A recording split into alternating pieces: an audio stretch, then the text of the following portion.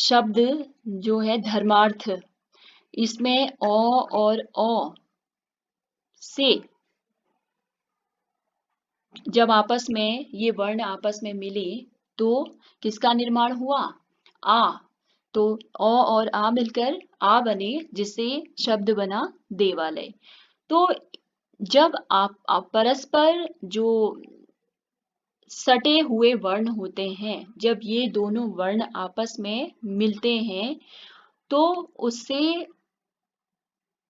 परिवर्तन होता है, और परिवर्तन होने के कारण क्या बनता है वो मैंने आपको बता दिया है। ओ और आ जब आपस में मिलते हैं तो आ बन जाते हैं। आ धन आ जब आपस में मिलते हैं तो आ बनते हैं। ई धन ई, छोटा ई धन बड़ा ई बराबर बड़ा ई हो जाता है। बड़ा ऊ धन छोटा ऊ बराबर बड़ा ऊ हो जाता है।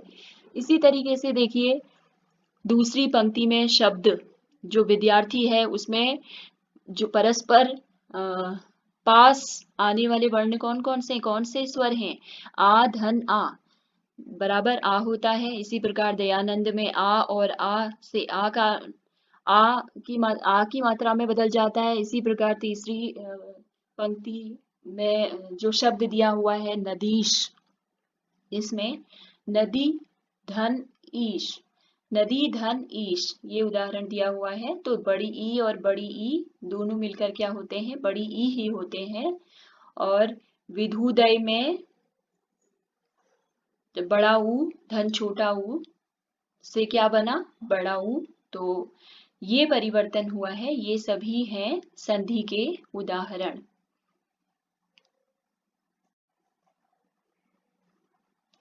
अब हम देखेंगे संधि की परिभाषा। संधि किसे कहते हैं?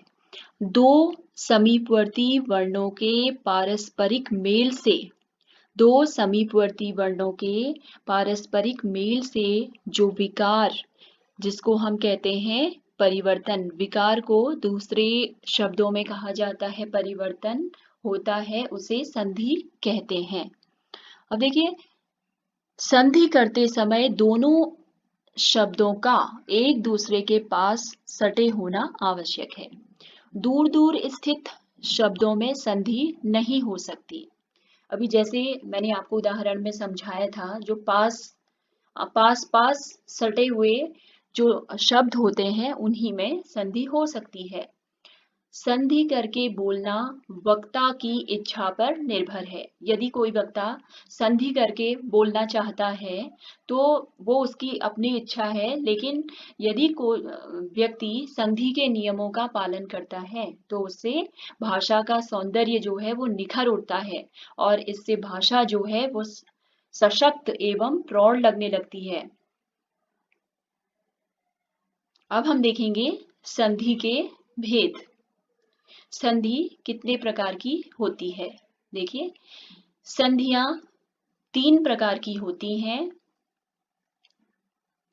नंबर 1 स्वर संधि, जिसे हम संस्कृत में कहते हैं अच संधि।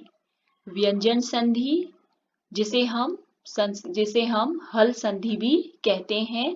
और तीसरी संधि है विसर्ग संधि। आज हम अध्ययन करेंगे स्वर संधि या अच संधि। देखिए स्वर संधि को प्रत्याहार, जब मैंने आपको पढ़ाए थे माहेश्वर सूत्रों का परिचय जब मैंने आपको दिया था, उसमें मैंने बताया था कि स्वर संधि को अच संधि भी कहा जाता है।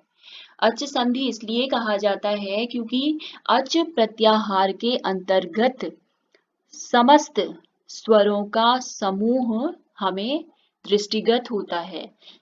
समस्त स्वर अच प्रत्याहार के अंतर्गत आते हैं, तो इसलिए इसे स्वर संधि या स्वर संधि को अच संधि भी कहा जाता है। अब देखिए स्वर संधि किसे कहते हैं, इसकी परिभाषा।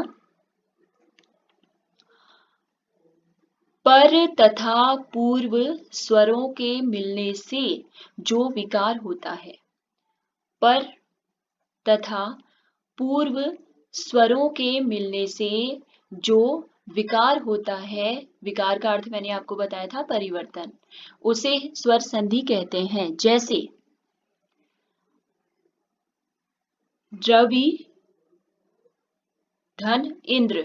अब संधि किसमें होती है? मैंने आपको बताया जो पास पास सटे हुए जो वर्ण होते हैं उनके आपस में मेल से ही संधि का निर्माण होता है।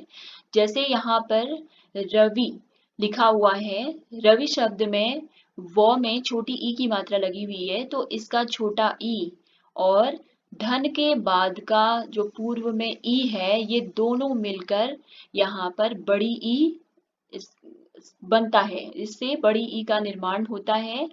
तो यहाँ पर जब हम संधि करते हैं तो रवींद्र, यहाँ पर बड़ी मात्रा का प्रयोग हमने किया है, बड़ी ई की मात्रा।